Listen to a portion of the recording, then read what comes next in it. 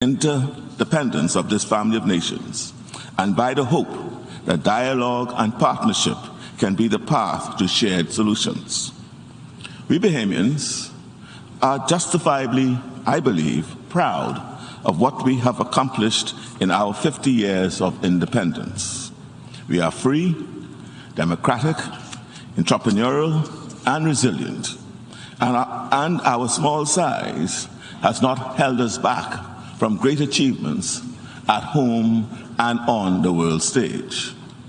But we are ever more aware that many of our greatest challenges emanate from or are made worse by events and conflicts outside of our borders. Hurricane Dorian in 2019 was a Category 5 storm that nearly destroyed 2 of our main islands. It wiped out 30% of our national economic activity.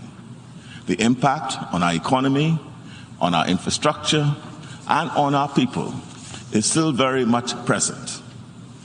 The scientific consensus is that as ocean temperatures rise, we can expect hurricanes of greater intensity to arrive with increased frequency. Small island nations, like mine, did not create the emissions that are warming the Earth. But nonetheless, we are on the front line of climate catastrophe. Dorian in 2019 was followed by COVID-19 in 2020. What happens in industrialized countries doesn't stay in industrialized countries. Every year, we welcome millions of visitors to the Bahamas. They are drawn by our country's beauty, culture, and people. But for a long while, visitors could not come. This health crisis quickly became an economic crisis and an education crisis too. Now, as we are working to recover, a global inflation crisis stubbornly endures. It is making the basics of life unaffordable for too many and creating more hardships for our people. The same is true for other countries in the CARICOM region and around the world. And of course, day in and day out, we must also defend our thousands of miles of ocean borders from trafficking in people, drugs, and guns. But we are not waiting for others to act. We are doing what we can to be stronger and to be more prepared. But no one country, large or small, acting alone can stop climate change, nor can we individually reduce the threat of future pandemics or end the policies and conflicts driving global inflation or tackle global criminal networks. These problems require collective action. It was the second Secretary General of the UN, Dag Hammarskjöld, who was candid about the purpose of this organization. The United Nations was not created in order to bring us to heaven, he said, but in order to save us from hell. The UN was born out of the ashes of 2 world wars. Today, we face different threats, ones that require us to mobilize and innovate, and above all, to collaborate. Of all the risks we face, none requires more urgent action than the climate crisis. The first UN climate conference took place in 1992. Yet, despite decades of conferences and meetings featuring warnings from scientists and experts, 1/6 of all the carbon emissions ever, some 407 billion tons, occurred between 2010 and 2020. I have frequently spoken, as have so many others, about the need for action in terms of climate justice and fairness. Why should small island nations like mine, we who have contributed so little to the climate crisis, experience the biggest burdens and risk of a climate-changing world? The argument might be straightforward, but it has not been effective. For a long time, decision makers in both the public and private sectors believed that climate action must come at the expense of economic growth. But now, many are beginning to understand that climate inaction is the most expensive option of all. Taking action is not just in the interests of those of us who are particularly vulnerable, it is in the interest of every country. And it is this enlightened self-interest that should motivate action. The good news is that there are also positive incentives. Transitioning to clean energy is going to create jobs, increase efficiencies, and improve living standards. Again, don't do it for us. Do it for yourselves. I do not believe in despair. I believe in determination and human ingenuity. We can do this. Countries that disagree on many other issues, including important ones, must cooperate on this issue in their own self-interest. We have roughly 40 days until COP27 in Egypt. Let this year be the year that we turn talk into action. Let's roll up our sleeves and get to work. Let those who pledge write the check. Countries like mine, already trapped by billions in climate debt, need funding to transition to renewable energy infrastructures. We have begun to install solar microgrids across our islands, but scaling up will require a lot of additional funding. We in the Bahamas are playing our part. In February and July of this year, we hosted the One Young World regional and annual conferences for young people to support the next generation in their efforts to engage with climate-related issues. This was the first climate conference for young people in the region. We recognize the importance and value of the participation of young people. The Bahamas supports the 2030 Agenda and our common agenda on youth engagement. Then in August, the Bahamas took the lead in bringing together the member countries of the Caribbean to agree a consensus position for negotiations at COP27. We are actively defining ways to protect and safeguard our shallow seas, mangroves, and seagrasses, all of which act as a major carbon sink for the world. We urgently need to build capacity. Now we are inviting those with potential technological solutions to bring their innovations to the Bahamas. Mr. President, it's time for a new resolve and new cooperation. Last year, I brought to the attention of the General Assembly the threat to the financial services industry in the Bahamas and our region. I said then, financial services is a crucial component of the Bahamian economy. We see an indispensable role for the UN in leveraging its universal jurisdiction for greater oversight of global anti-money laundering, de-risking, and tax cooperation matters. Sadly, little to nothing has changed. We continue to struggle to recover from the economic shocks of hurricanes and the COVID-19 pandemic.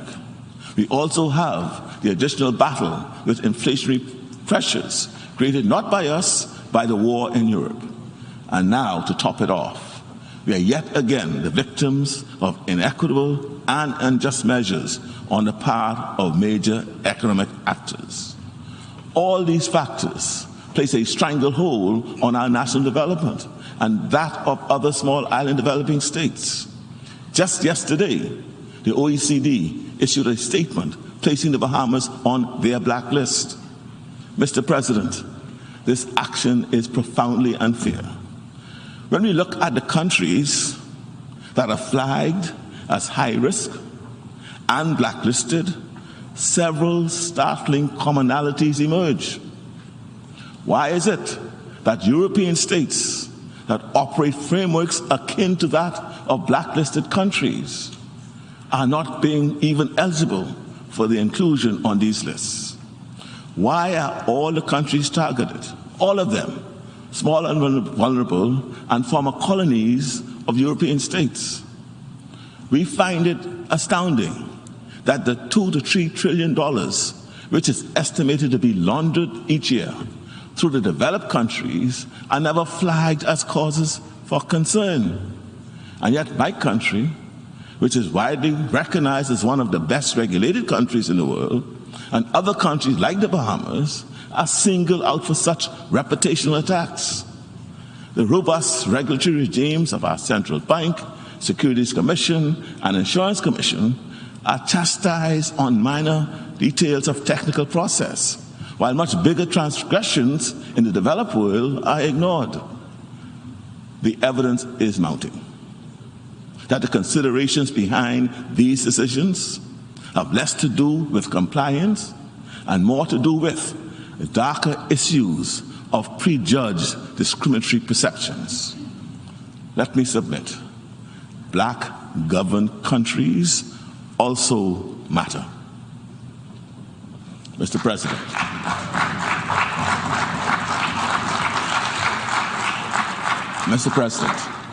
we support the call for reforms in the global financial system to make it more relevant to the needs of today. But those reforms need ambition. They need to go beyond the incremental, and they need to apply to all. For example, the community of international financial institutions are in a position to forgive the debt incurred by the economic shutdowns during the COVID-19 pandemic, and they should do so. Every year that we don't do the right thing to do becomes more expensive. Mr. President, when my neighbors are in crisis, whether the cause is climate or crime or instability, the Bahamas is impacted by the humanitarian and security needs which arise. We repeat once again our opposition to the decades-long embargo and sanctions on Cuba. COVID-19 has exacerbated the situation for the people of Cuba and made existing hardship and deprivation much worse. The people of Haiti continue to suffer. The political vacuum left after the assassination of the president just over a year ago has led to more violence, with the instability fueling more tragedy and threatening the entire region. Migration is not the only issue which the Bahamas is grappling with.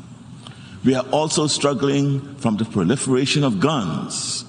We do not manufacture guns in our country, and yet they illegally find their way to the Bahamas, and within days can be connected to some criminal activity.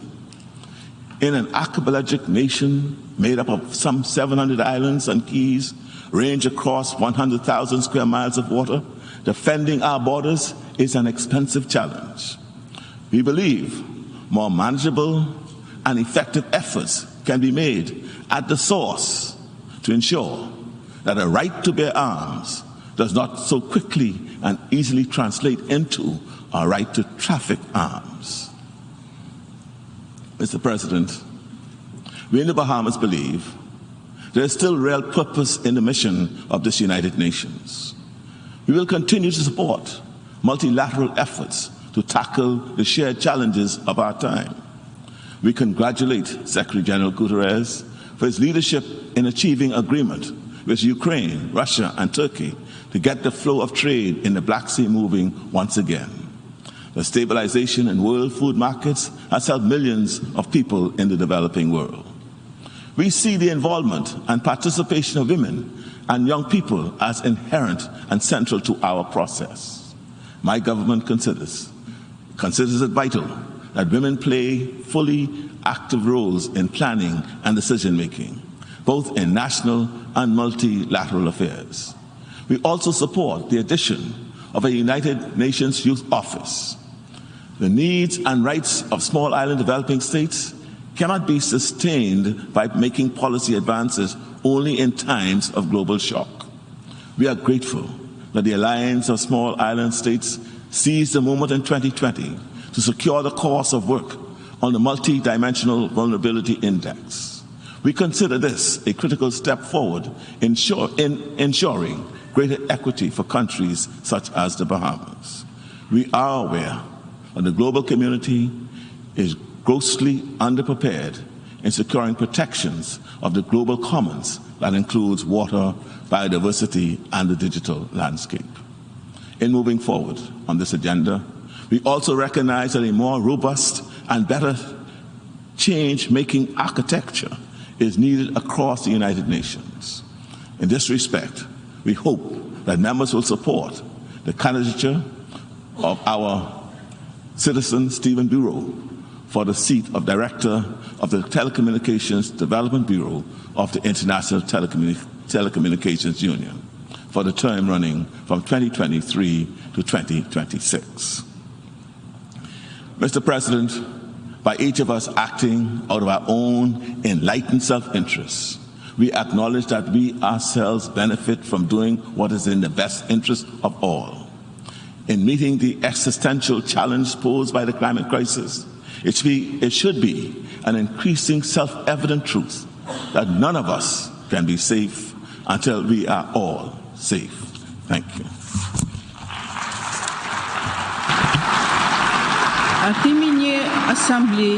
On behalf of the Assembly, I wish to thank the Prime Minister and Minister for Finance of the Commonwealth of the Bahamas for the statement just made, and I request protocol to escort His Excellency.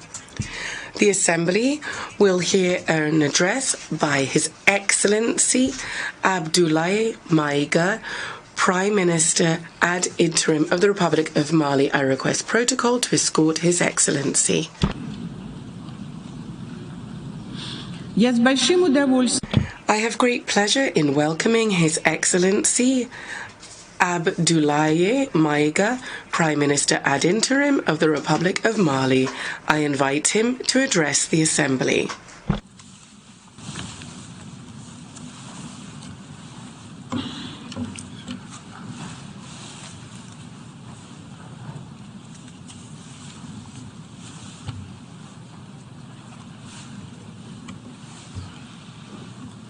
Monsieur le Président, President of the General Assembly, ladies and gentlemen, heads of state and government, Secretary General of the United Nations, ladies and gentlemen, at the outset, it is my pleasure to warmly greet you on behalf of the Malian people in all their cultural, religious and ethnic diversity, and the greetings of His Excellency Colonel Assimi Goïta, Transitional President and Head of State.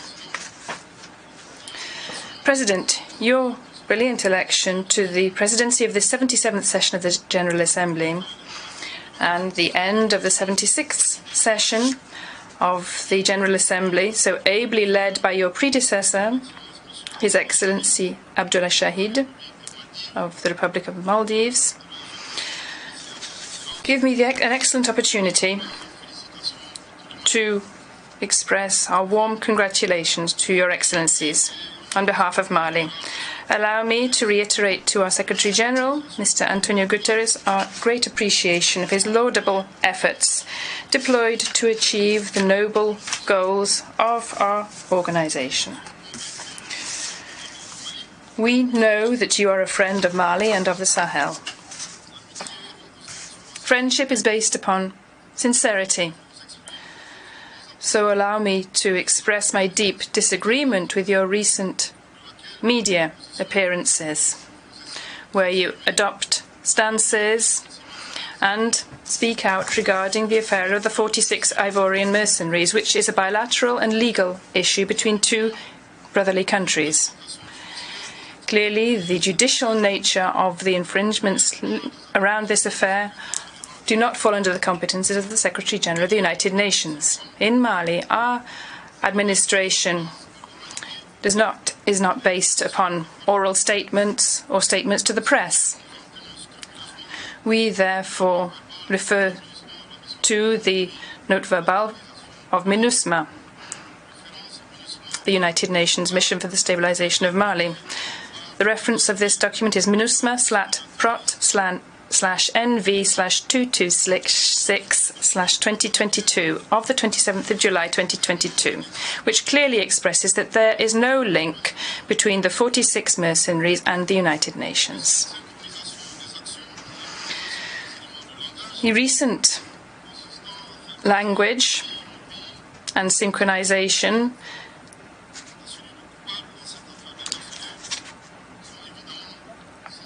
which intend to portray Mali as a victim, as a guilty rather than being a victim in this affair of mercenaries, are without effect. Secretary General, your position on the mercenaries has been followed up by certain authorities in West Africa, so we address them this message. To the President of ECOWAS, Mr. Umaru Sissoco, who said, "We have just seen," and I quote, "the statement by the Secretary General saying that these are not mercenaries. If I were in the Malians' place, I would have released these 49 soldiers." I should very much like to say to the latter that there is a principle of subsidiarity, which is somewhat vague, between ECOWAS and the United Nations, rather than a principle of following blindly.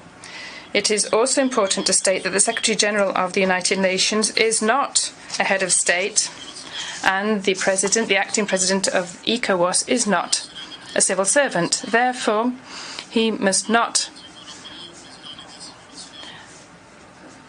make the CEDEAO too overarching. It's worth recalling to the current president of ECOWAS that he must respect the independence of justice. We therefore we do not intend to give way on this. This is a legal issue. Mr. Umaru Sissoco Embalo must be aware of the fact that he is responsible for for being loyal to a great deal of heritage and sacrifices under this organisation. The dynamics which has made the ECOWAS so renowned must not be broken down. We have also noted the threats of sanctions against Mali, and rather than being afraid of such sanctions, I should like to say that to the President of the ECOWAS that at the end of his mandate, the West African people will judge him on the efforts that he has made to improve the living conditions of our people, rather than mediatic circuses for foreign agendas. To Mr. Bazoum, he will note that the transitional government has not yet reacted to his slanderous comments for two reasons. The first is to do with the heritage of our ancestors, where we do not respond to insults by other insults. The second reason is to do with Mr. Bazoum's identity.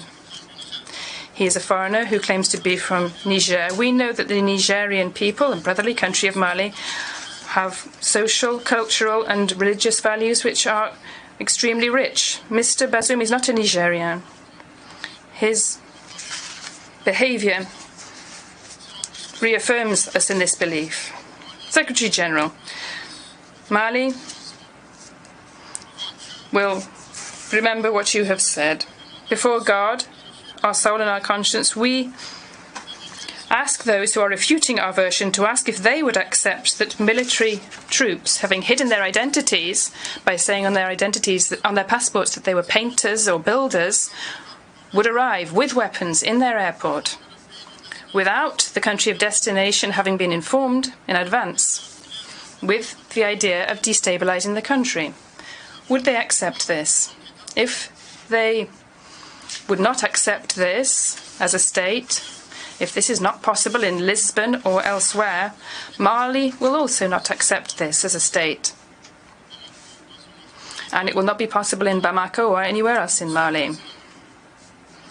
President, a watershed moment, transformative solutions to interlocking challenges. That is the theme of this 77th session of the General Assembly.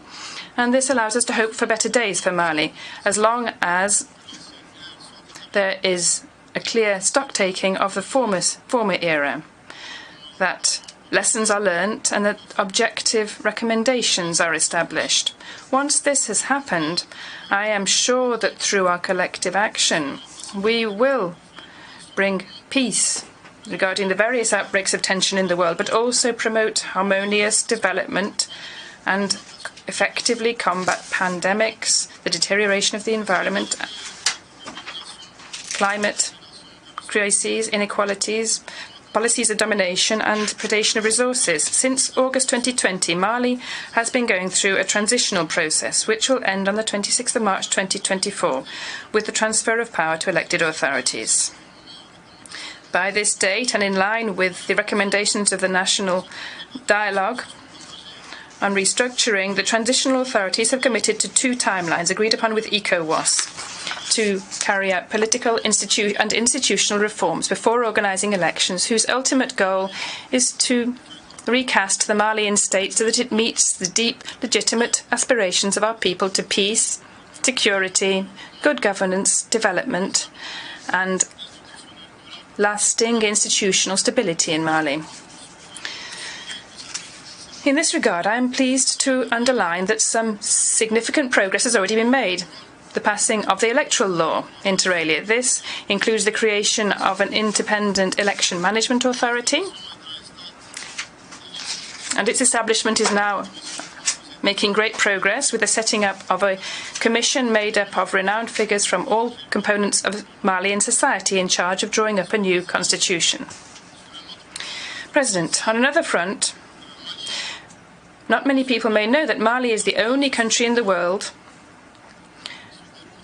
which is currently facing 4 different types of insecurity simultaneously: terrorism, communal conflicts manipulated by terrorists and their foreign state sponsors, cross-border organised crime, and violent action by isolated individuals.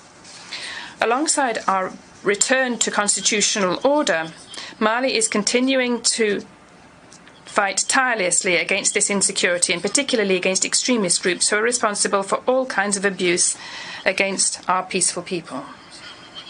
With regard to Mali, I am pleased and proud to announce that the terrorist groups have been seriously weakened, and the fear is now on the other side, on their side. However, these criminal groups can still cause harm to a certain extent in their desperate attempts to deal a blow to our territorial integrity and to terrorise our people. The courageous Malian defence and security forces are determined to tackle any threats wherever they come from. His Excellency Colonel Assimi Goïta, Transitional President and Head of State, and the government of Mali is continuing to step up their significant efforts to recruit, train, equip and bolster the operational capacities of the Malian defence and security forces. I must say here that the offensive action carried out thus far has allowed our forces to claim decisive victory against obscurantism. They have allowed the state to get back on an equal footing and reaffirm its authority over much of our national territory, as well as allowing for the return of several thousands of our people to their homes. However, we know that a military and security solution alone has its limits, which is why, in support of the military action, the government of Mali has a global integrated strategy, including political, social and development measures, which includes the provision of basic social services to our people who are so sorely tested by the multifaceted crisis that we have been facing since January 2012. Their aim is to restore the state's authority throughout our national territory. Against this backdrop, the government of Mali on the 24th of August approved our national stabilisation strategy for the central regions and an action plan for 2022 to 2024. This translates the desire of our transitional authorities to take a holistic approach to the stabilisation of the centre of the country. This aims to transform the centre into a stable, prosperous area where our communities are reconciled and live peacefully with one another.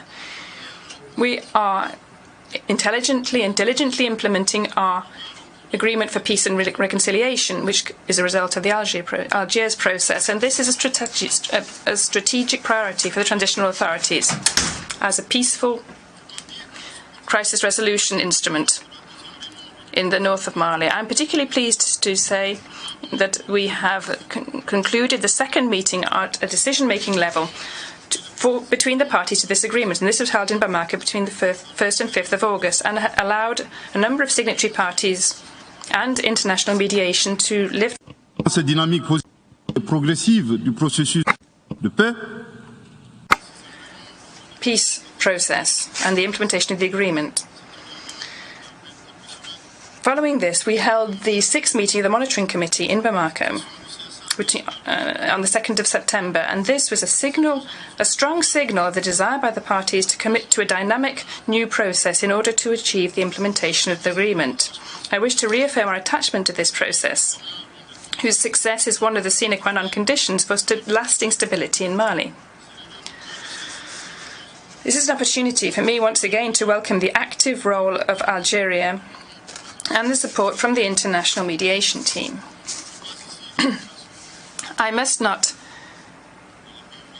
leave aside the situation of Malian refugees in neighbourly countries. I thank those countries for their hospitality, and I am remembering the internally displaced compatriots. I wish to reassure them that the government of Mali is very attentive to their difficult situation. All our efforts aim to create conditions allowing them to return with security and dignity, so that they can effectively participate in the life of the nation. President, in this difficult struggle for peace, stability and lasting development, the Malian people recognise the efforts made by MINUSMA since its creation in July 2030 until today, so as to help Mali to restore authority throughout its territory. This is why I wish to pay tribute on behalf of the people and government of Mali to the memory of all the victims, both Malian and foreign, civilian and military, who have given their lives in Mali. Having said that, after 10 years, almost 10 years after its establishment, the objectives for which MINUSMA was deployed in Mali have not been achieved, despite numerous resolutions by the Security Council. This is why the government of Mali reiterates its demand, expressed on numerous occasions, for a paradigm shift, an adaptation of MINUSMA to the environment in which it is deployed, and a better interlinking between this mission and the Malian authorities. In this regard, it is very important for MINUSMA to remain a support force in Mali as it seeks stability. The government of Mali denounces negative outside influences and attempts to instrumentalise certain legally present entities in Mali to serve hidden agendas, including by exploiting the question of human rights in order to destabilise. President, the world will remember that after having been abandoned mid-flight on the 10th of June 2021 by France, which unilaterally decided to withdraw its Barkhane force from Mali, my country was then stabbed in the back by the French authorities. It is extremely important to say that we refuse any amalgam with the French people, whom we respect. The deeply anti-French authorities have denied the universal moral values and repudiated these and betrayed the humanistic legacy of their philosophers, and they are now serving an obscurant junta. So deeply anti-French French forces have rejected universal moral values and betrayed the great humanist and philosophical heritage. They have now become an obscurantist junta. Let me repeat this once again. The anti-French French authorities have rejected universal moral values and betrayed the great heritage of their philosophers, and have become a junta serving obscurantism. An obscurant French junta who is nostalgic for neo-colonialist, condescending, paternalistic and vengeful practices, which has carried out unprecedented illegal, illegitimate sanctions by the ECOWAS and UMOA against Mali. After 10 years of insecurity leading to thousands of deaths, refugees and internally displaced, is it not now a sacrilege for a Malian population who's a victim of insecurity and has been under embargo for 7 months by closing borders and seizing bank accounts in Mali. Thanks to its resilience and the solidarity of friendly countries and the African people, the Malian people is now foiling their plans. The French junta and its obscurantism is guilty of instrumentalizing ethnical differences by forgetting its responsibility for the genocide against the Tutsis in Rwanda. It was also guilty of desperate attempts to divide Malian children from the same families. Finally, an obscurantist French junta, which has violated Malian airspace by sending aircraft such as drones, military helicopters and fighter planes over 50 times, bringing information, weapons and ammunition to terrorist groups. In order to ease its conscience, the French junta accuses Mali of not having been grateful, banging on about the regrettable death of 59 French soldiers in Mali during various counter-terrorism operations. Regarding this unfortunate accusation, we'd like to remind you that in most Malian official statements and in ceremonies, we systematically pay tribute to all victims of insecurity in Mali, with no distinction based on nationality, including, therefore, those 59 French people who died. Thus, we would urge them not to stop, since they're going along the right lines. They should turn back the clock. Let's look at their intervention in Libya that's decried by all of Africa. And let's not forget the forced participation of thousands of Africans in the First and Second World War. And let's not forget the slave trade, which explains the economic well-being of the country. How many Africans died for France and the free world in which we live? So, given the serious nature of the facts committed by the French junta, Mali, in its letter dated the 15th of August 2022, requested the holding of an emergency meeting of the UN Security Council. The aim of this is to enable Mali to present evidence that it has showing that the French army attacked on numerous occasions my country by violating repeatedly and frequently Mali's airspace without the authorization of the Malian authorities, and sometimes by falsifying flight documents. More seriously, Mr. President, Mali will be able to prove that the French junta provided intelligence and arms to terrorist groups. The government of Mali is wondering about the reasons that have encouraged this permanent member of the Security Council, and one that has the presidency of the body, to prevent obstacles to the debate. Because of the truth. The world needs to be enlightened on the serious facts that took place in Mali and which are at the basis of the worsening insecurity and destabilization in Mali.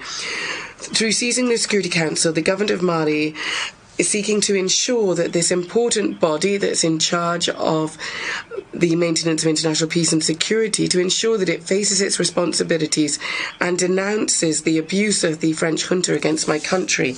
These hostile acts are incompatible with the UN Charter and its statute as a permanent member. The credibility of our joint mechanism depends on it, as does the effectiveness of our fight against terrorism, but in particular, so does the integrity of the UN. That inter alia is based on the respect of international commitments, international law, of the UN Charter. Mr. President, it seems important for Mali to call for your personal involvement with the Security Council of the United Nations, so that our request be successful, so that this duplicity and the proxy war imposed upon my country stops.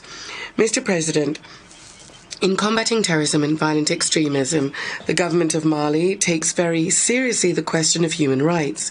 I'd like to underscore that human rights are first and foremost the values that each Malian embodies. Thus, the government of Mali remains determined to respect them and to ensure they are respected in line with its zero-tolerance policy against impunity.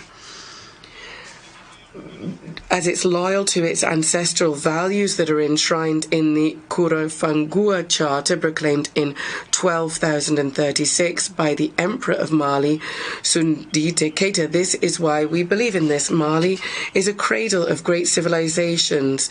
There were once great empires, a land of exchange, hospitality, and tolerance. Mali makes promoting and defending human rights a national priority. This is why I robustly confirmed that the military operations of the Malian Defence and Security Forces are conducted strictly respecting human rights and international humanitarian law. Nonetheless, as I've underscored, the government of Mali is vehemently opposed to the instrumentalization of the question of human rights for political purposes, is opposed to posturing, blackmail and intimidation. By the same token, we regret the selectivity observed vis-a-vis populations in some villages who are totally massacred and their villages razed to the ground, and there doesn't seem to be any indignation regarding them, and the media manipulation that goes on claiming that terrorists who have been neutralized in the battlefield are in fact innocent civilians. In conclusion, Mr. President, I would like to say that the Malian people have decided to take their destiny into their own hands. They fully support the government as it works in Mali and also support the return to constitutional order that will be peace and safe in March 2024 following the free, credible and transparent elections to be held. Achieving these broad-raising priorities mean that the government needs to continue and step up efforts to improve the security situation in the country to protect people and their property. To this end, I'm delighted that in Lomé on the 6th of September this year, the third meeting of the Transition Follow-up and Support Group was held. The conclusions of this important meeting, in particular the recognition of the progress made by the transition and the calls for mobilizing all of Mali's partners to consolidate their political, economic, technical and financial support for the Republic of Mali and for the efforts of the Malian transition authorities to ensure a harmonious return to constitutional order were very important. I'd like to recall that the transition in Mali results from several years of dysfunction in our young democracy. This did have some positive results. Unfortunately, as we look at it, there have been more setbacks than steps forward, and that's why we needed the transition. I'd like to take this opportunity to warmly thank our respected elder, His Excellency President Alassane Dramane Ouattara, for his wise, clear counsel that he gave us in his memorable statement at this 77th session of the UN General Assembly. I would like to reassure him that the Malian transition authorities have no other aim but to carry out political institutional reform before organising elections whilst obstinately combating terrorism.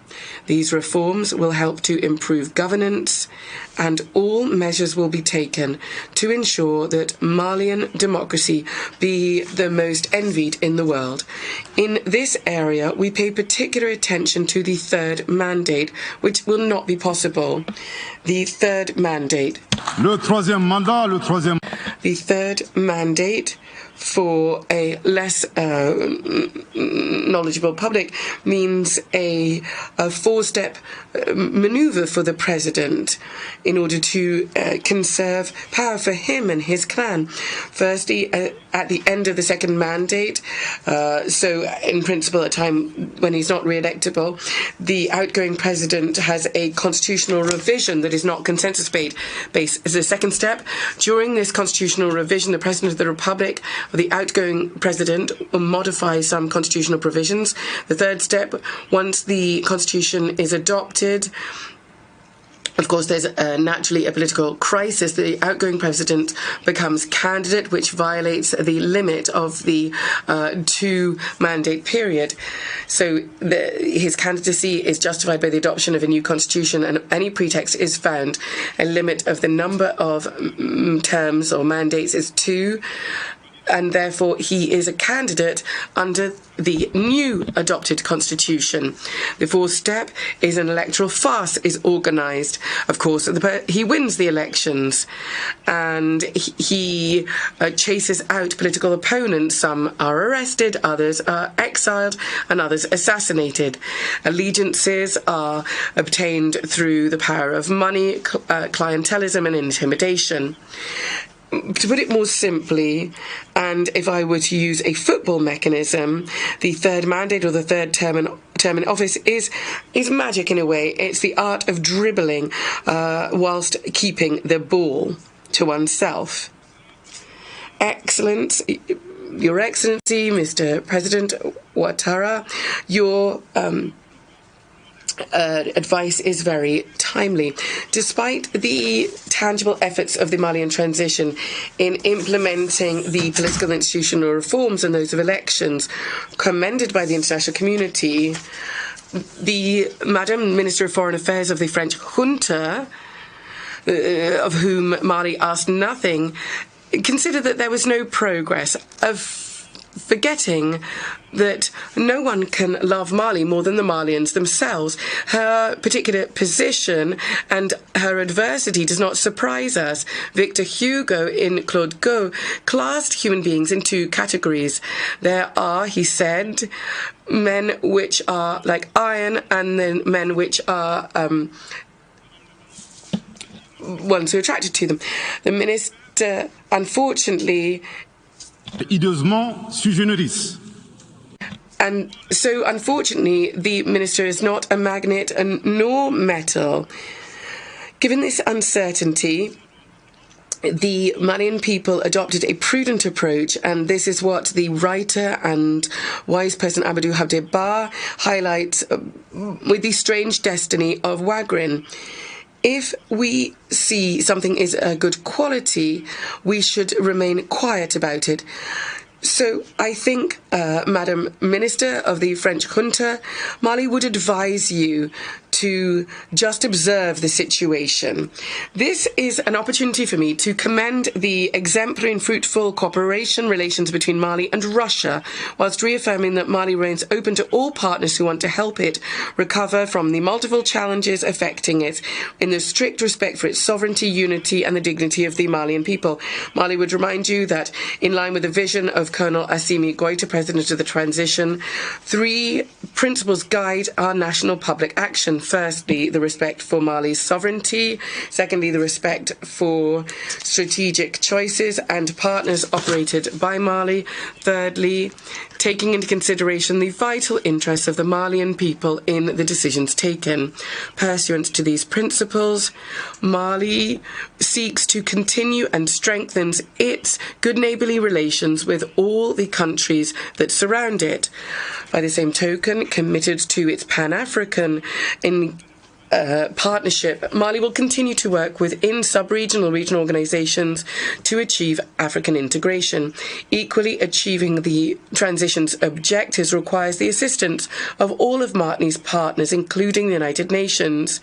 Therefore, I would call upon Mali's friends to remain mobilized alongside the government in order to help it to meet these important challenges together. For the significant majority of the states of the world, convinced of the importance of mutual respect and a win-win partnership, I can guarantee to them that Mali's doors are wide open to them, and the Malians will welcome them with open arms. For the minority who don't want to respect these principles, we will promise that they will face millions of Assimi Goïta who want to defend their honour, their dignity and their vital interests. I would like to conclude by giving 2 pieces of advice. You should be empathetic by treat others as you would be treated, and do unto others as you would have done unto you. The second piece of advice is look at your models, look at how you need to change mindsets, and look at how the world changes. Move on from the colonial past, move on from look at the anger, the frustration, the rejection of this in African towns and rural areas, and understand that this movement is inexorable thanks to the situation. Your intimidation, your subversive action are just increasing the number of Africans who want to preserve their dignity. They were just a few hundred previously, and now there are millions of them. And there will be billions of them in the future. Mali and its people will not just be mere spectators. Each angry word is one that we will respond with equally, and each bullet fired will be responded to reciprocally. So we're in a new era with a new reality. We need solutions that will bring change to meet the interdependent challenges. Since we are interdependent states, we want to uphold human rights without distinction or based on race, colour, sex, language, religion, political opinion, or any other opinion, irrespective of what one's national or social origin is, what one owns, where one was born, or any other situation as stipulated in Article 2 of the Universal Declaration of Human Rights. May God bless Mali and preserve Malians, the obscurant and destructive forces of the world. May God bless Africa and preserve Africa from the obscurant and destructive forces of the world. May God bless the world and preserve the whole of humanity from the forces of obscurantism and the destructive forces of the world. Thank you very much indeed.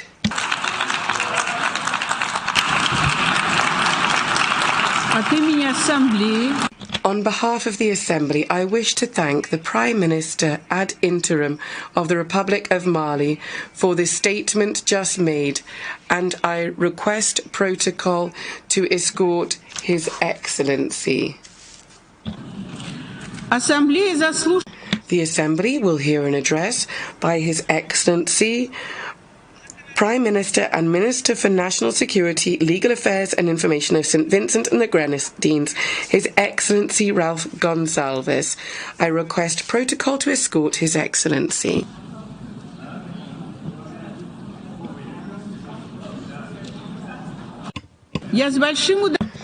I have great pleasure in welcoming His Excellency Ralph Gonsalves, Prime Minister and Minister for National Security, Legal Affairs and Information of St. Vincent and the Grenadines.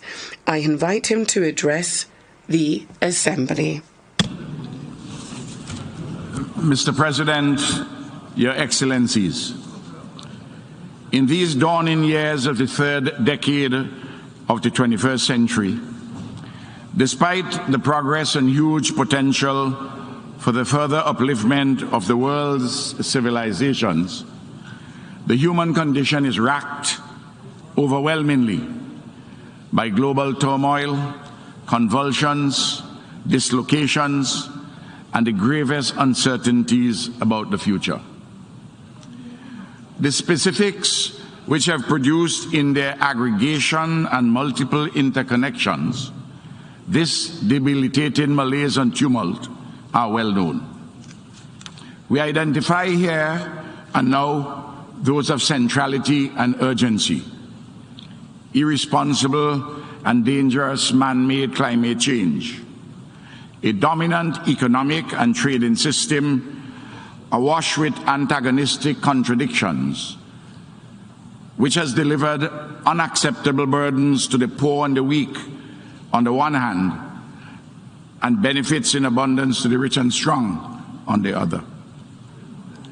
Unnecessary and unwise conflicts, declared and undeclared wars, which subvert the settled norms and precepts of international law and contribute to economic hardship and immense suffering globally.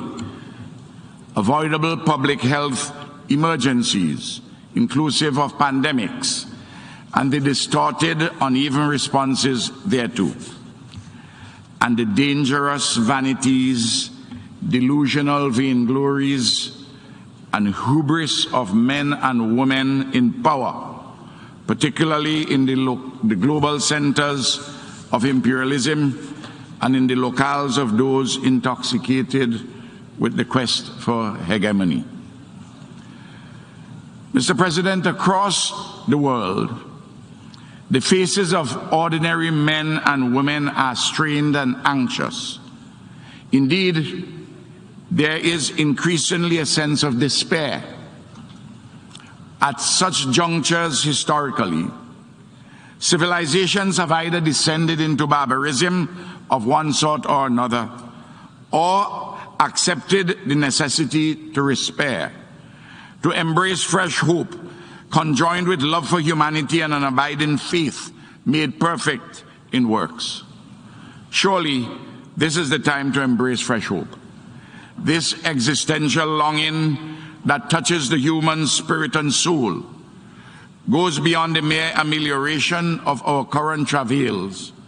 It demands correctives or reformations of a structural or fundamental kind and fresh thinking. Without fresh hope, a desecration of our future awaits us. Fresh ideas are a core foundation of fresh hope. Over 130 years ago, the Cuban patriot José Martí advised that weapons of the mind vanquish all others. Through Martí, we learn that a vital idea set ablaze before the world at the right moment can, like the mystic banner of the Last Judgment, stop a fleet of battleships. Our tumultuous times demand fresh ideas and an invigoration of those which have stood the test of time in the march of civilizations into modernity and uplifting governance. Unfortunately, stale and outmoded thinking too often shapes and dominates the global outlook and conduct of the most powerful nations to the detriment of peace, security, and prosperity for all. For example, at least one mighty state affirms wrongly that it possesses an exceptionalism grounded in a manifest destiny to rule the world. Another considers also wrongly that its population size, growing wealth, enlarged military prowess, and a civilization that goes back to near antiquity justifies its quest for global hegemony. And still others, not quite behemoths, conjure up ancient glories and historic empires as the illusory bases to reconstruct the past, oblivious to the fact that any such presumed future of unalloyed grandeur is actually behind them. Amidst all this competitive jostling for power and vainglory, confusion reigns, and the overwhelming majority of the world's population suffers. It is instructive to note that the contemporary circumstances of the global political economy and society have prompted the powerful and some wannabe powerful countries to proclaim the necessity to construct a new world order, each with its own peculiar agenda. But from the global periphery, which encompasses most of humanity, I ask the relevant and haunting questions. What's new? Which world? And who gives the orders? The future of humanity depends on satisfactory answers to these queries.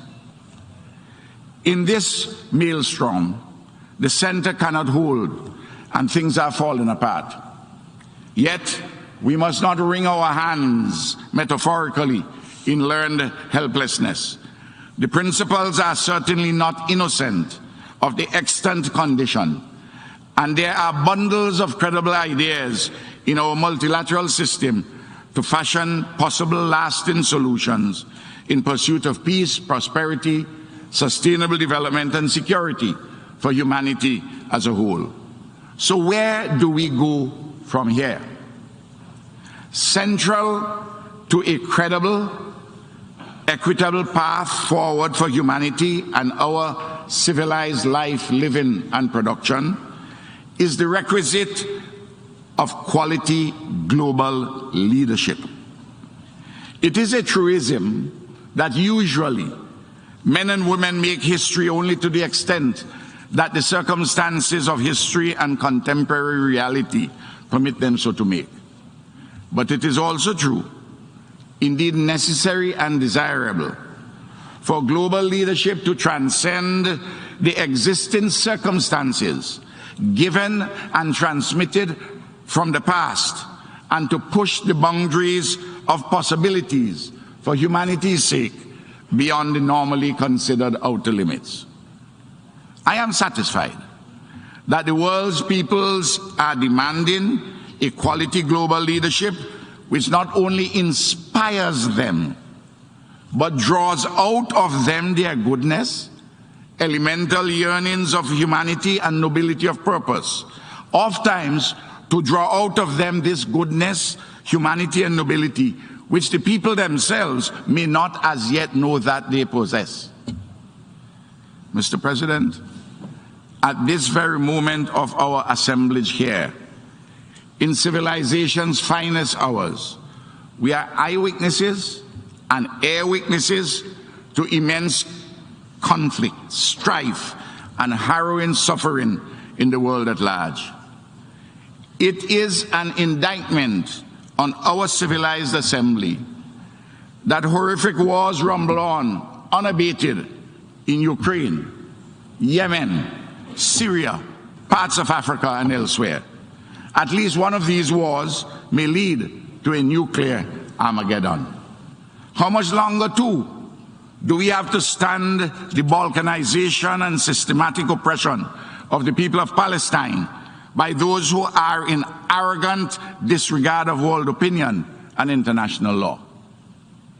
Why are the illegal, unjust economic embargo, undeclared war, and criminal interventions against Cuba permitted to continue without let-up, despite overwhelming, near-unanimous denunciation by this General Assembly? Why do we not resist unequivocally the sordid attempts by imperialism to subvert the duly elected governments of the Bolivarian Republic of Venezuela and the Republic of Nicaragua?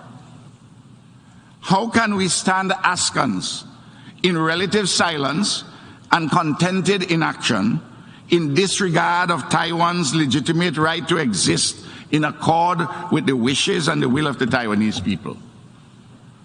Why do we not encourage peace and security across the Taiwan Straits by, among other things, permitting Taiwan's participation in the specialized agencies of relevance in the United Nations system, such as the World Health Organization and the International Civil Aviation Organization?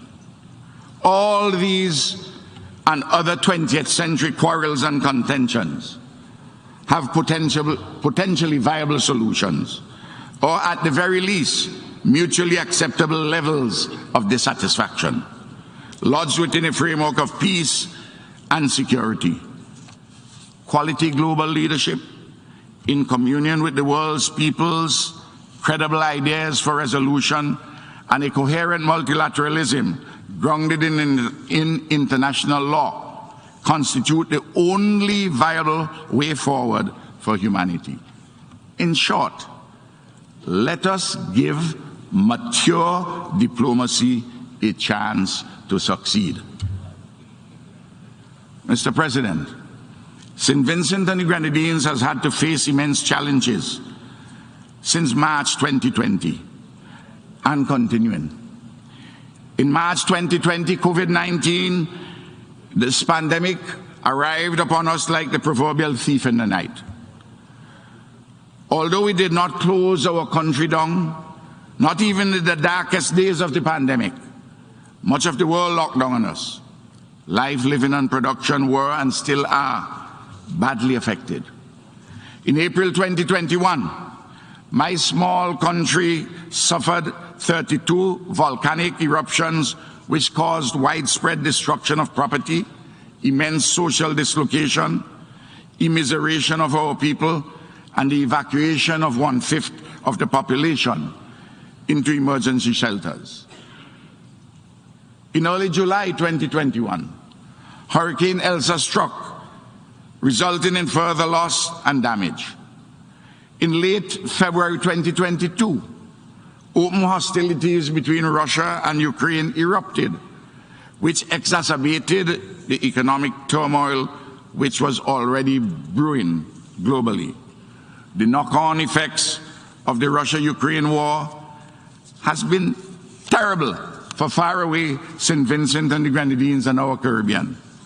Prices of basic commodities such as imported fuel, food, fertilizer, and hand tools have gone through the roof. Still, we are a resilient people. We are not a people of lamentations, and we are recovering and embracing fresh hope. We in St. Vincent and the Grenadines are working hard and smart, but without a fair and just economic order globally, and a special regard for small island exceptionalism, a global architecture of enlightened multilateralism and internationalist solidarity. Without these things, our Herculean national efforts are unlikely to yield the requisite abundant fruit. Trying to go up a fast-moving down escalator is a challenging exercise. Accordingly, I adopt and adapt the poetic words of the iconic Barbadian, Edward Kamau Brathwaite, from his Awakening, quote, "I will rise and stand on my feet. Ever so slowly I will rise and stand on my feet.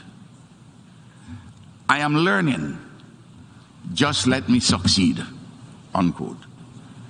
Just let St. Vincent and the Grenadines, the Caribbean, and other developing countries succeed.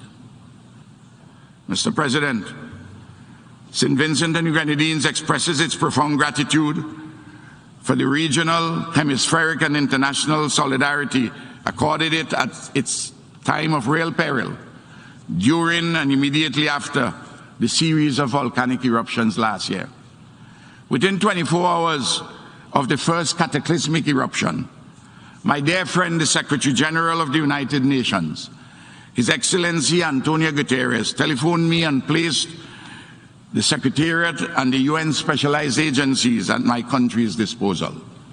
The World Food Programme, UNICEF, UNEP were particularly heroic in their efforts, admirably coordinated by the United Nations Regional Office in the Eastern Caribbean. The World Bank was most helpful. So too were the Caribbean community and its affiliate institutions, the Community of States of Latin America and the Caribbean, and individual nations across the world. The outpouring of regional and international solidarity was impressive and deeply appreciated. Episodic support must, however, metamorphose into structured, ongoing solidarity if small island developing states are to survive and thrive in this increasingly hostile world in which the metaphoric elephants trample with very little regard for the proverbial ants who make up much of humanity and are vital to the well-being of our global civilization's landscape and seascape. The agenda for small island developing states is well known.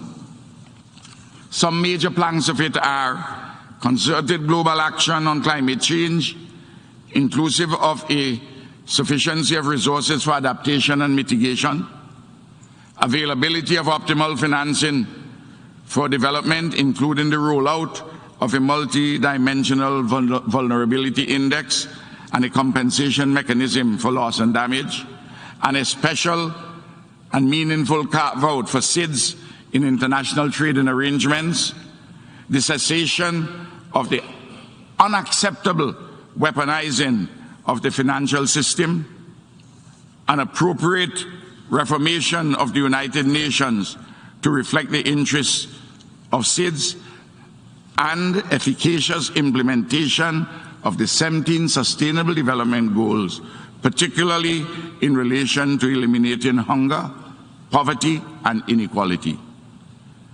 Of especial concern, too, for our Caribbean is the urgent issue of reparations from the European states for their commission of native genocide and the enslavement of Africans that has caused painful legacies of underdevelopment.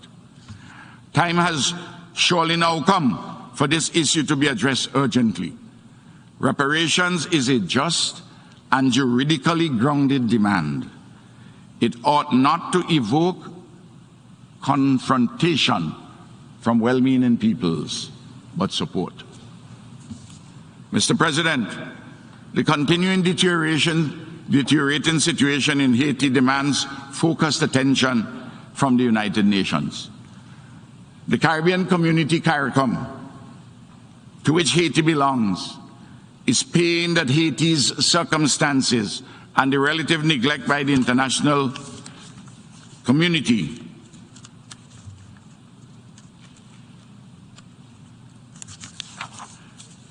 of this nation of inestimable value.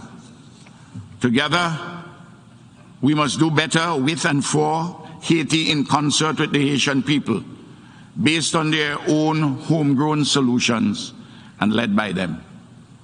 St. Vincent and the Grenadines has been actively engaged on this issue within both CARICOM and the United Nations. Haiti's 11 million people deserve better. Further, a safe and prosperous Haiti means a far more secure and peaceful Caribbean. In the Caribbean, beyond the Haitian issue, our national and regional efforts are stymied by the unfairness and relative unresponsiveness of the global political economy. Oftentimes, too, the unintended consequences of the actions by the centers of imperialism or hegemonic forces induce suffering or hold back our progress. For example, our Caribbean has had its correspondent banking arrangements compromised or withdrawn by the application of rules which our governments have had little or no role in making. Similarly, blacklists, and we heard the Bahamas this morning on that. Similarly, blacklists or sanctions are imposed or threatened by faceless bureaucrats in imperial centers for this or that matter, without any regard for multilateral rulemaking or settled international law. Meanwhile, interference in the internal affairs of our nations persists through external state agencies or private entities of imperialist or hegemonic centers bent on imposing their wills to their advantage. Oftentimes, their relentless misuse and abuse of the modern means of information technology, with falsehoods and misrepresentations galore, have the effect of polluting democratic discourse and undermining democracy itself. The United Nations must address this issue urgently. This United Nations, too, must reform itself to do its work better. In this regard, the reform of the Security Council ought not to be delayed any further. Many sensible ideas for reform are on the table. Let us get on with it and not make perfection the enemy of the good. The many-sided turmoil of today prompts me, Mr. President, to conclude with the probing insights of Guyana's poet laureate Martin Carter in his celebrated poem, Bitter Wood. Here be dragons and bitter cups made of wood, and the hooves of horses where they should not sound. Here is where I am, in a great geometry, between a raft of ants and the green sight of the freedom of a tree, made of that same bitter wood. Mr. President, in our final reflections at this General Assembly, let us never forget that our work here is to improve peoples. To this mighty construct optimally a partnership between all nations, whatever our differences, to take care of yesterday's heritage, to accommodate and reasonably address today's interests, and to pursue effectively in peace and security tomorrow's hopes. Thank you. От имени Ассамблеи хочу поблагодарить. On behalf of the Assembly, I wish to thank the Prime Minister for National Security, Legal Affairs, Public Administration, and Information. I ask protocol to escort His Excellency. The Assembly will hear an address by His Excellency Minister for Finance, Minister for National Security, Home Affairs, Public Administration, Information and Disaster Management of Grenada, Dickon Mitchell. I request protocol to escort His Excellency. Я с большим удовольствием. I have great pleasure in welcoming His Excellency Dickon Mitchell, Prime Minister and Minister for Finance and Minister for National Security, Home Affairs, Public Administration, Information and Disaster Management of Grenada. I invite him to address the Assembly. His Excellency Kaba Kurosi, President of this 77th session of the United Nations General Assembly, His Excellency Antonio Guterres, Secretary General, Excellencies, Heads of State and of Government, Heads of Delegation, ladies and gentlemen. Mr. President, please accept my warmest greetings and congratulations on your election to the presidency of this 77th session of the United Nations General Assembly. I commit my delegation's fullest support and cooperation in the fulfillment of your important duties. I also commend your predecessor, His Excellency Abdullah Shahid of the Maldives, for his able guidance of the last session of the General Assembly. Mr. President, I'm extremely honored to speak at this important global forum for the first time on behalf of the government and people of Grenada. Exactly 3 months ago today, the people of Grenada exercised their democratic right and voted for transformation in free and fair elections and a solid mandate at the polls. The Grenadian people placed their confidence in me to lead our country for the next 5 years. Mr. President, today I bring my transformational agenda to the United Nations General Assembly because although we are an island state, our world does not exist in isolation. Successful and sustainable transformation in Grenada is inevitably tethered to the sustainable forward movement of the global community. Mr. President, this noble institution is nearing its 80-year anniversary, a significant milestone that is worthy of distinct recognition. As my own country also draws near to a noteworthy milestone, that of 50 years as an independent state, it is an appropriate time to renew our commitment to the principles of the United Nations Charter and to international law. It is also a fitting time to review the achievements of the past decades and to proffer solutions to the challenges that have stymied progress.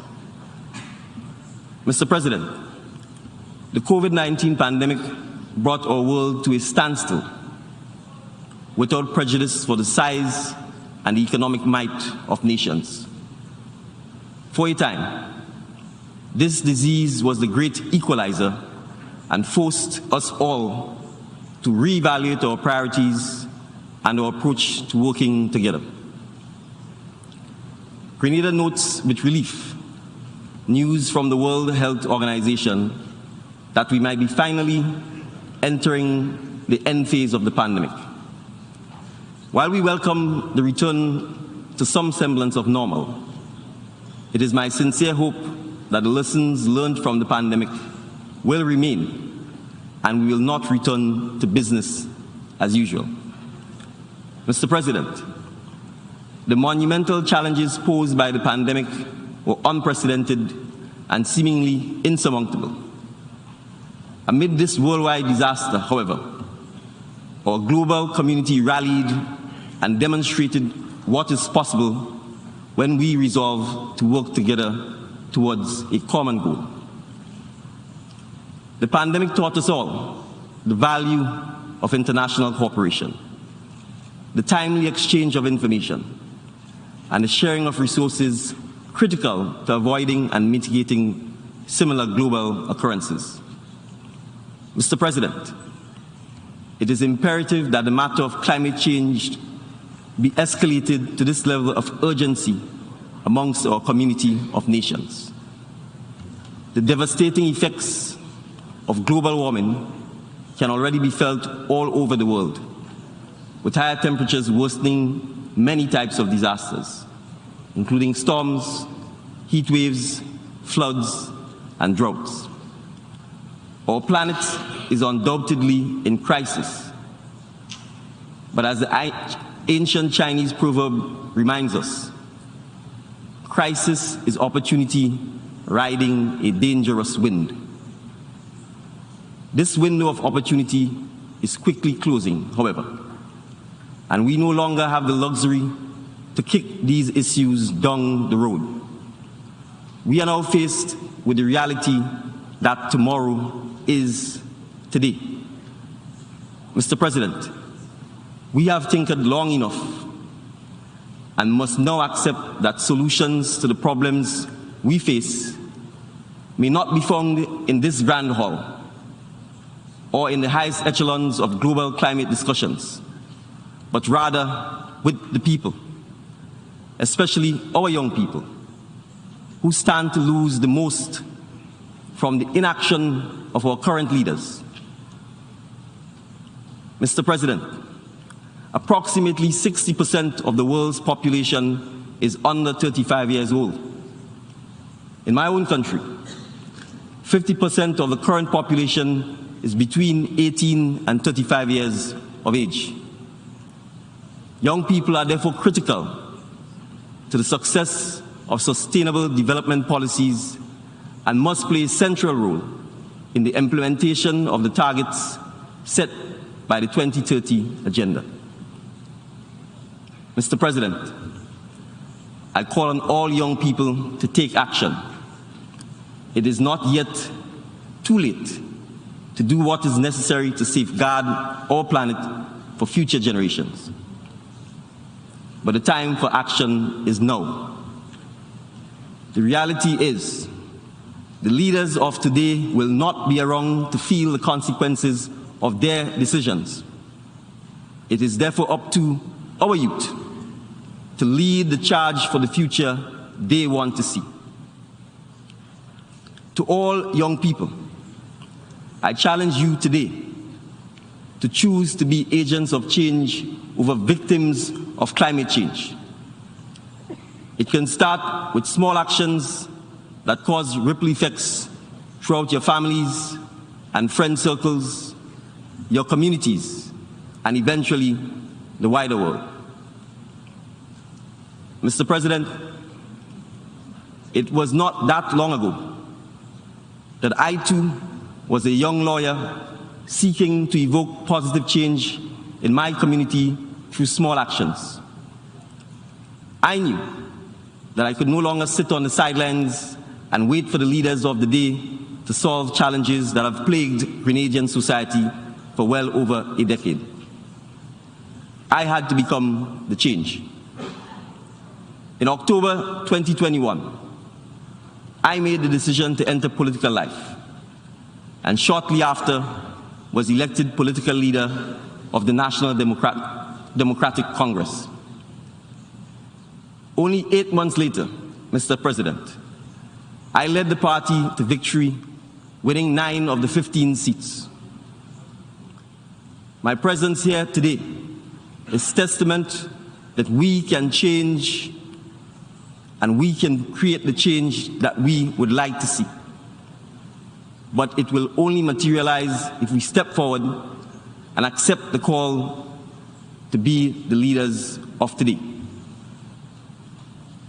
Mr. President, as leaders, the onus is also on us to create spaces where young people feel empowered to propose innovative solutions to the challenges we collectively face. This is a priority of my administration and has been backed by gender-forward, pro-youth policies and purposeful action. The appointment of the Honorable Kireen James as Minister for Climate Resilience, the Environment and Renewable Energy at 23 years old is a milestone for my country and the Caribbean region, as the Honorable James is the youngest minister in the Caribbean. Mr. President, confronting the climate crisis will require a complete transformation of our mindset and behaviors, but also, and importantly, the transformation of our energy sources, economic models, and land stewardship. This is a unique opportunity to come together, welcome innovative ideas, and tackle the problems we have struggled with for generations. Our goal as responsible global citizens should be to leave the planet as good or better than we found it. This plea is not without urgency. Mr. President, as the leader of a Caribbean small island developing state, I am all too familiar with the devastating effects of climate change and the stark reality that we may not have a country to pass on to future generations in the face of increasingly strengthened hurricanes and sea level rise. The small island states of the Caribbean are already experiencing significant adverse effects due to climate change. With each hurricane season, and we are in the hurricane season currently, that now brings increased and more powerful storms, we watch and we wait with bated breath and a silent prayer in the hope that this year it will not be our turn. In 2004, it was Grenada's turn with Hurricane Ivan. In the matter of a mere 8 hours, we lost 34 souls, and the Category 3 storm destroyed 80% of our housing stock and decimated our economic and fiscal bases with damage surpassing 200% of our gross domestic product. 10 months later, in 2005, it was Grenada's turn again with Hurricane Emily. In recent years, we have watched with horror as our brothers and sisters across the Caribbean experience their turn. Most notably, Hurricane Irma in 2017, which left the island of Barbuda nearly uninhabitable and wrought significant havoc on over 10 other Caribbean island states, including the British Virgin Islands, which lost approximately 85% of its housing stock. Only 2 weeks later, Hurricane Maria threatened cruelly to exacerbate the wounds freshly inflicted by Irma. Mr. President, the global community would remember the destruction visited on Dominica by the said Hurricane Maria, which left 31 people dead, 37 missing, and an estimated $930 million in damages. Mr. President, I can continue in this vein, highlighting the devastating consequences that Caribbean islands suffer due to the warming climate, including the harmful effects on our rich biodiversity and underwater resources. We are truly on the front lines, and we know it all too well, the ease with which one hurricane can wipe out decades of progress. As I stand here this morning, several Caribbean islands are reeling from the wrath of Hurricane Fiona. This is the reality we face, Mr. President, and why it is urgent that we act. Mr. President, given the focus of my address here this morning, it is evident that climate change is inimical to Grenada's transformational agenda. We continue to insist on a clear roadmap at the global level for ambitious climate action to ensure that global average temperatures remain below the 1.5 degrees Celsius threshold. As we seek to bolster climate resilience in our island home, I reiterate the call for the urgent scaling up of climate finance for adaptation and the removal of challenges that developing nations face to access climate financing. Additionally, my government calls for increased technology development and capacity building, especially for young people. Mr. President, we are encouraged and indeed proud that a son of the soil has been given the responsibility to manage global climate action. The appointment of Simon Steele as Executive Secretary of the United Nations Climate Change Secretariat sends a clear message of the importance of island voices in the fight against climate change. We are optimistic that we will achieve the mandates of the Climate Convention and its protocols, as well as the Agenda for Sustainable Development. Mr. President, the government of Grenada is steadfast in its commitment to creating paths towards sustainability and promoting diversity.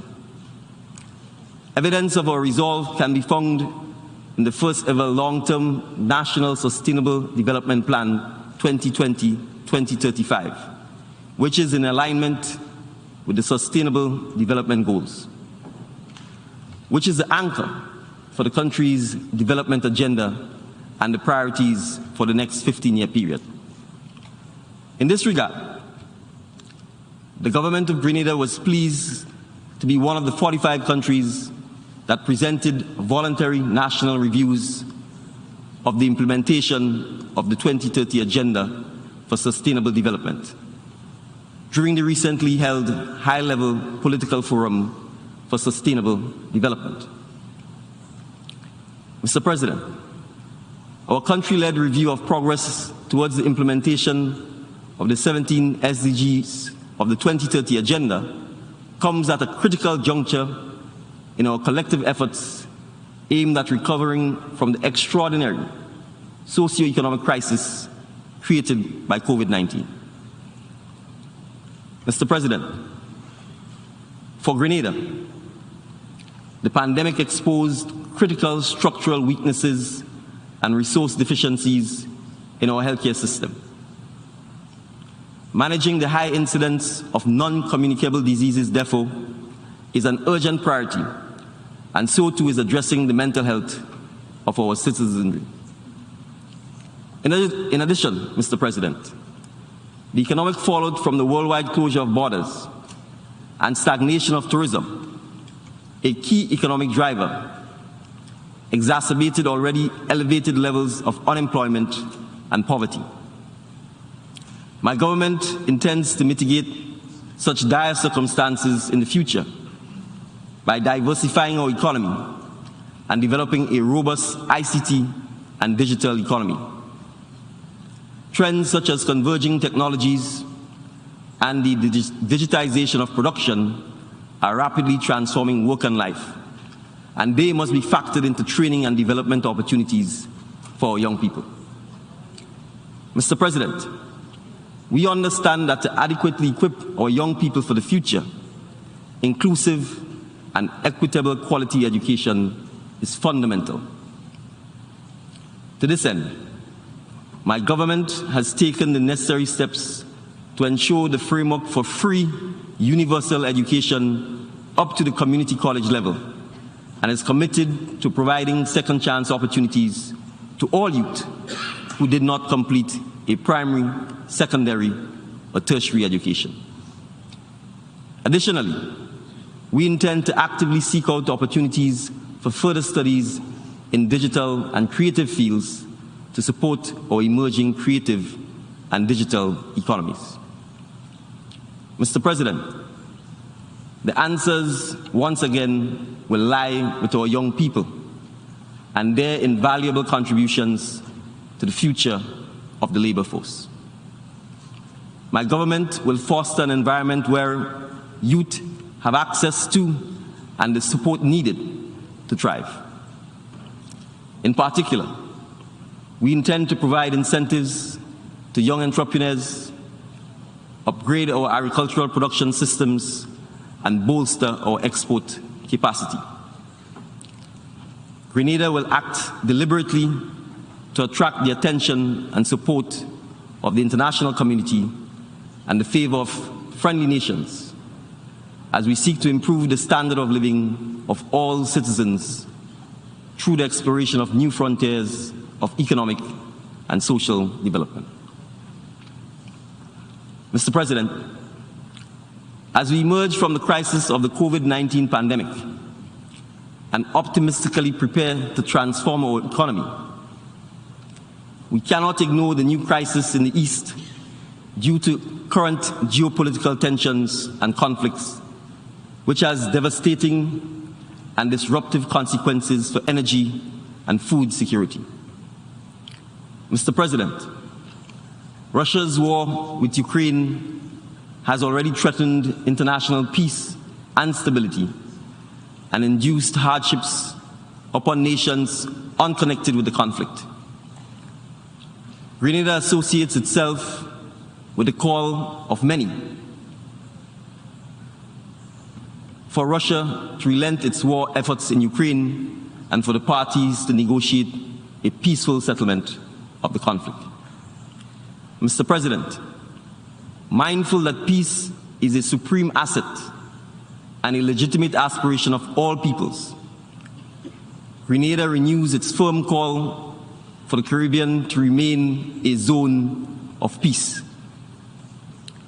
We also advocate for the economic, social, and environmental development of all Caribbean states.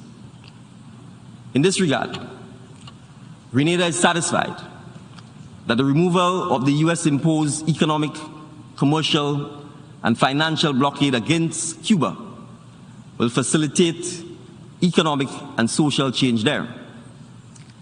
Additionally, we call for Cuba to be removed from the US State Department's list of countries that are co-sponsors of terrorism. Mr. President, in the same way, we lament that more has not been done for our brothers and sisters in Haiti, a country classified as one of the poorest amongst us. The Caribbean Community, CARICOM, continues to pursue various initiatives to assist Haiti. However, we believe that more productive engagements must be undertaken with all stakeholders to help achieve political stability, peace, and economic progress in Haiti. Mr. President, Grenada also reiterates its support for the ongoing judicial process at the International Court of Justice aimed at bringing a definitive end to the long-standing Guyana-Venezuela border dispute, and we reaffirm our unwavering support for the territorial integrity of the Cooperative Republic of Guyana. Mr. President, we further remain resolute in our call for an end to the imposition of unilateral coercive measures against the Republic of Venezuela, contrary to the rules and principles of international law and the Charter of the United Nations. Mr. President, the net effect of the recent and ongoing crises continues to seriously dislodge the world economy and, in turn, the ability of countries to achieve the Sustainable Development Goals. The adverse impacts on production, employment, and poverty are growing, while at the same time jeopardizing fiscal management in many countries.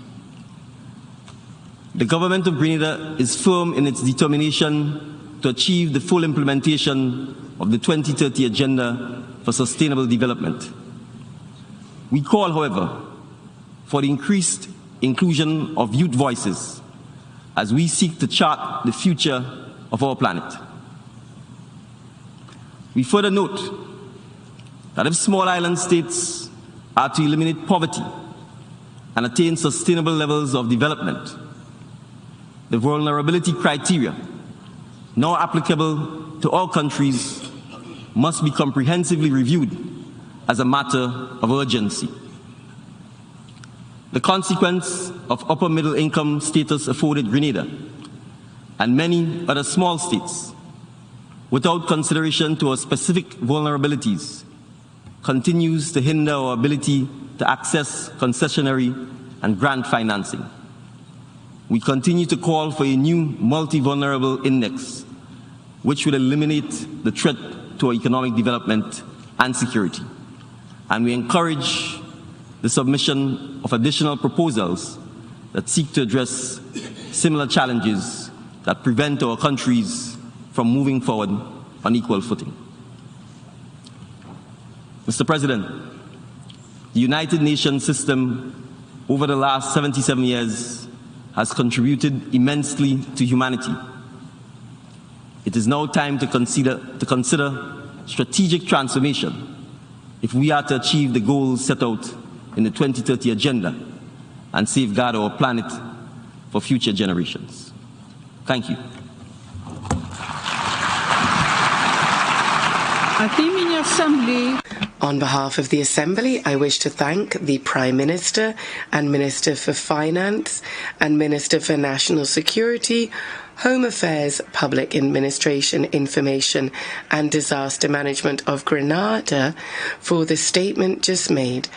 And I request Grenada to, for the statement just made, and I request Protocol to escort His Excellency. The Assembly will hear an address by His Excellency Dimitar Korachevsky, Prime Minister of the Republic of North Macedonia. I request Protocol to escort His Excellency. I have great pleasure in welcoming His Excellency Dimitar Korachevsky, Prime Minister of the Republic.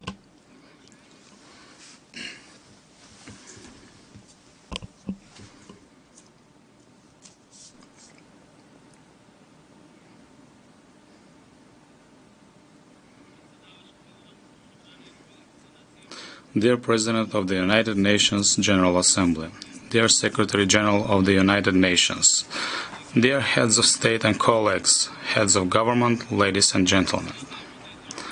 Our strength is in our unity. This lesson, that together we can achieve much more than alone, is a lesson that the world of today is learning in unanticipated circumstances in the 21st century. First the pandemic, and now the cruel war in Ukraine. Now and in the future, the democratic world needs unity in overcoming the globally spread consequences that countries in Europe or worldwide are facing. As of the start of making joint and united efforts in response to the start of the war, the Republic of North Macedonia immediately and decisively aligned itself with the European Union foreign policy and that of the democratic world. We joined global efforts in response to the war as a country committed to peace and to finding dialogue-based solutions, as a country fully dedicated to European values, In doing so, we relied on our own experiences and lessons, learned according to which peace, strength, and progress can be achieved only with unity. We learned this lesson both when we peacefully declared independence in 1991 and in 2001, when we rose above the internal interethnic conflict, while today we rely on our experiences in pursuing our established concept of one society for all, setting thus an example of a functional multi-ethnic democracy, while being a significant factor of stability in the Western Balkans and consequently in Europe as well, which on its part makes us a reliable partner of the international democratic community. Functional solutions that work in a small area, always serve as a roadmap to finding solutions in the global setting. No matter how many challenges arise in a given wide geographic area, they do erupt in a certain smaller area, becoming then a potential global threat. That point of eruption today is an independent and sovereign state, Ukraine, whose citizens are faced with an unacceptable and unjustifiable aggression by the Russian Federation. There are two especially concerning aspects which demand our full attention. One of them is related to the fact that a permanent member of the United Nations Security Council committed the aggression, the Russian Federation. The fact that a country has decided to resolve a challenge using force, despite being a member of an organization which is founded on the commitment to preserving world peace, runs contrary to all the endeavors and commitments of the civilized world to putting an end to all forms of actions which cause loss of human life and jeopardize the global peace. Furthermore, the demonstration of a force by a geographically larger country against a geographically smaller country which is committed to fostering and sharing democratic values is a dangerous and impermissible precedent. In simple terms, everything must be done in order to prevent that this become a practice in this world we share, where there are geographically smaller and bigger countries. As we can see, problems are multidimensional and affect us all. These are challenges we all face in the most severe winter we have ahead of us since World War II, to ensure availability of food and energy for our citizens. Therefore, we must search for solutions acting in unison. Response or solutions to interlocking challenges is the essential topic of this debate. That is, that solutions are to be found in solidarity. Solutions must be sustainable and science-based. Speaking about sustainability, I believe we should take into consideration another bitter experience from the war in Ukraine. The struggle for peace is ongoing, and peace necessitates continual dedication to mutual understanding, vigilance, and prompt actions. Dear colleagues, delegates, ladies and gentlemen, I would like to convey a clear message from my country. The unprovoked aggression by the Russian Federation against Ukraine is a gross violation of the United Nations Charter and of international law norms and principles. The aggression cannot be justified or relativized. The Russian Federation must put an immediate end to the aggression and withdraw its troops from Ukraine. History teaches us that no problem can be resolved by using force. Putting an end to the aggression is the necessary precondition in order to open the only feasible way of finding a solution, and that is diplomacy and dialogue. The latter can and must be the sole mechanism for settling disputes and resolving differences between countries.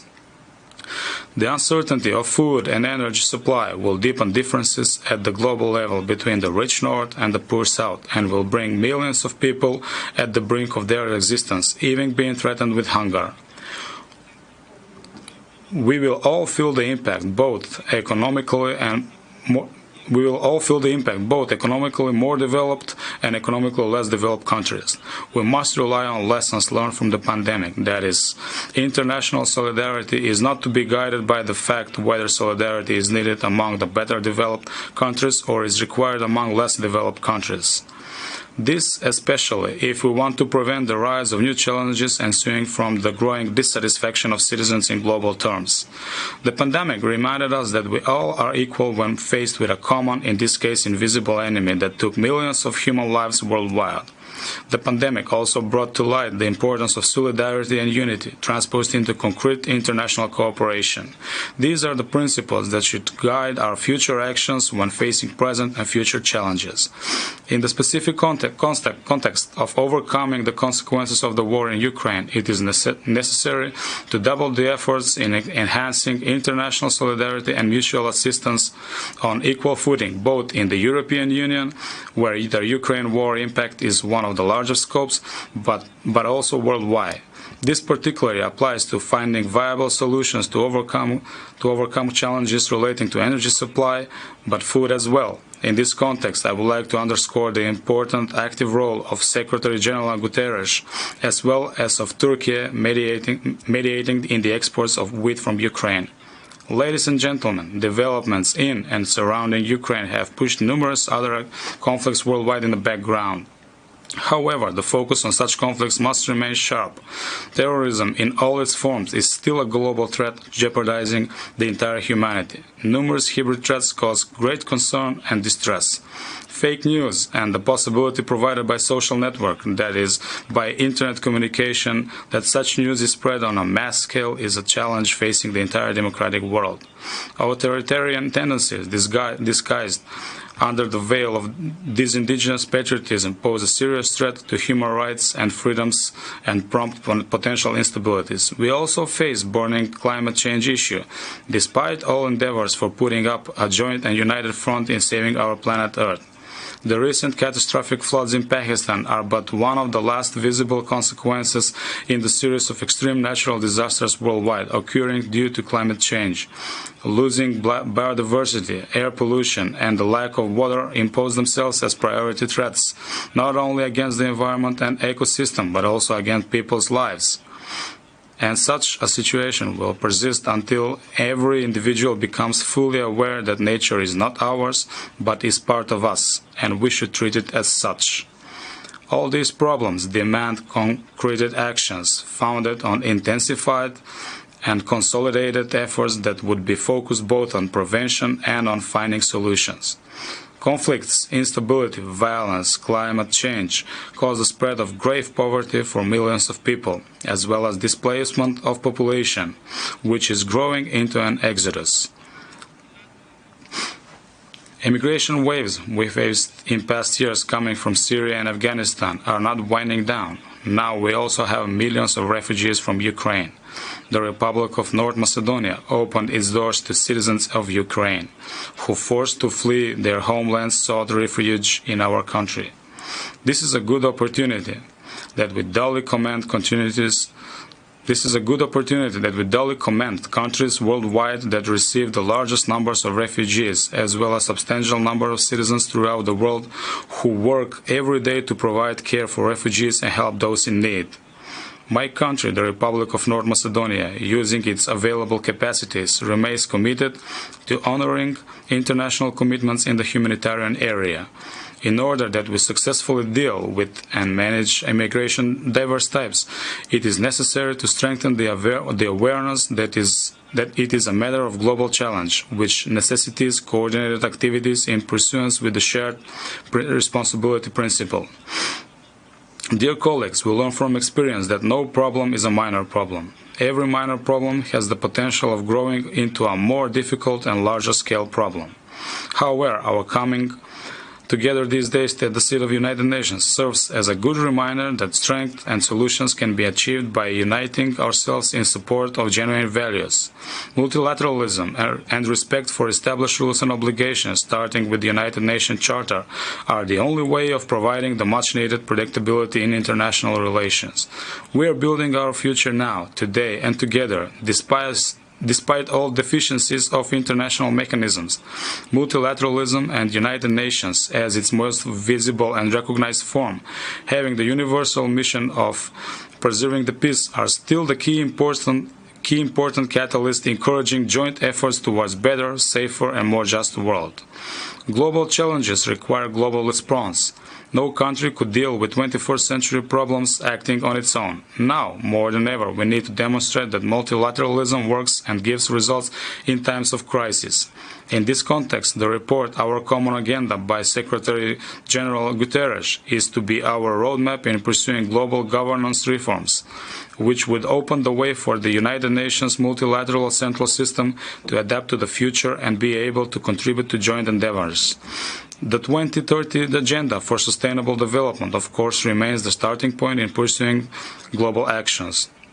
This agenda not only addresses chronic and persistent problems of poverty and inequitable development, but it can also serve as a platform for finding solutions for all other problems, starting with the necessity that we unite standing behind a new agenda for peace, while placing the human dimension in the focus of technological development in the digital era. The Republic of North Macedonia works intensively to accomplish the Millennium Development Goals and support all efforts aimed at making the United Nations stronger and more efficient.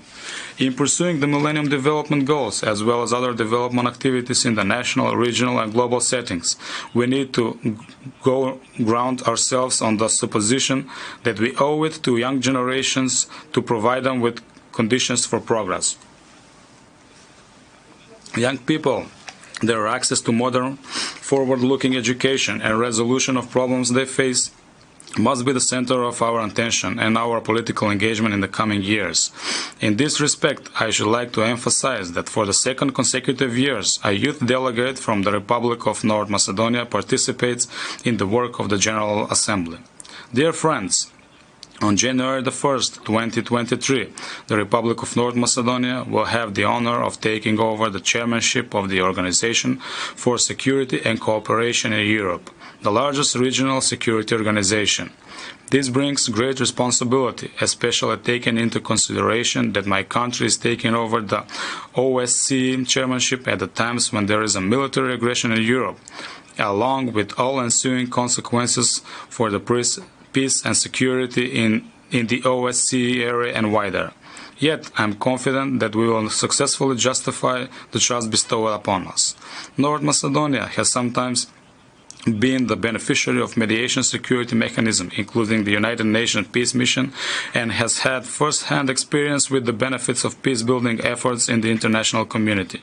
Relying on such community, we stand ready to contribute to strengthening and developing the security in the wider context. As of 2023, OSCE Chair, we will be fully committed to the noble mission of serving peace and security as a precondition for economic and social development, and I am confident that we will contribute to advancing multilateral security mechanism. Our confidence is based on our practices of living together in unity and the related benefits in the national, regional, and international setting. Today, I am representing before all of you a country in which all ethnic communities have equal constitutionally guaranteed rights and obligations. We are working to make the Republic of North Macedonia a civic, democratic society in which differences are regarded as an enriching advantage and not as an obstacle.